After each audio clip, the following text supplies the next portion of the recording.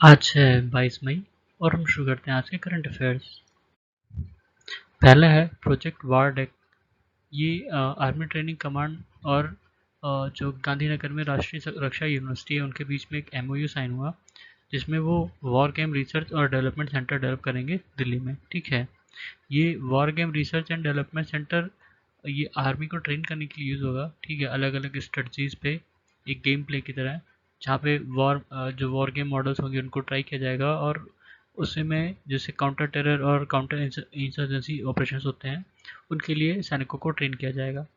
उसके बाद मोजाम्बिक में अभी पोलियो वायरस टाइप 1 का केस देखने को मिला है। ठीक है, ये वहाँ पे काफ़ी सालों बाद, मतलब 1992 के बाद पहली बार देखने को मिला है। ठीक है, और ये वहाँ मतलब अफ्रीका में ये दूसरा ऐसा केस है इस साल में। इसके पहले मालावी में इसी साल में रिपोर्ट हुआ था एक आउटब्रेक। ठीक है, और पोलियो वायरस जो हैं वो 3 तरह के होते हैं, टाइप 1, टाइप 2 और टाइप 3।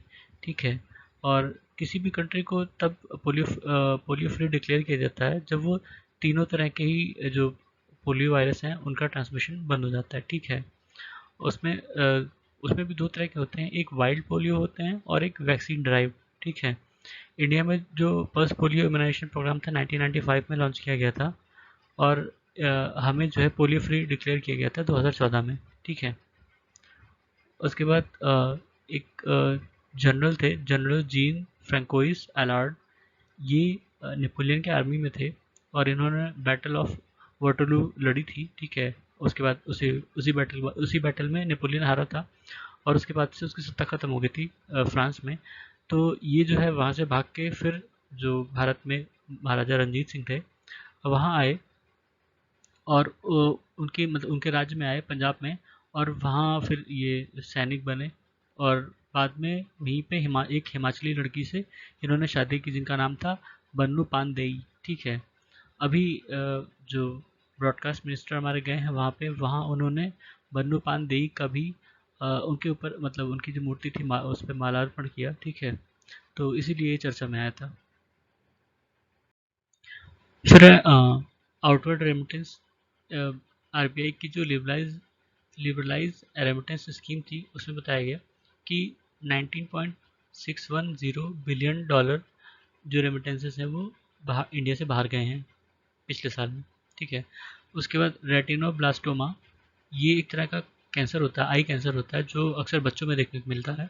ठीक है, इसमें मतलब दोनों ही केस हो सकते हैं, हेरिडिटरी हो सकता है, ये स्पोराडिक भी हो सकता है, और इसमें आंखें ऑब्वियस सी बात है, आंखें चली जाती हैं।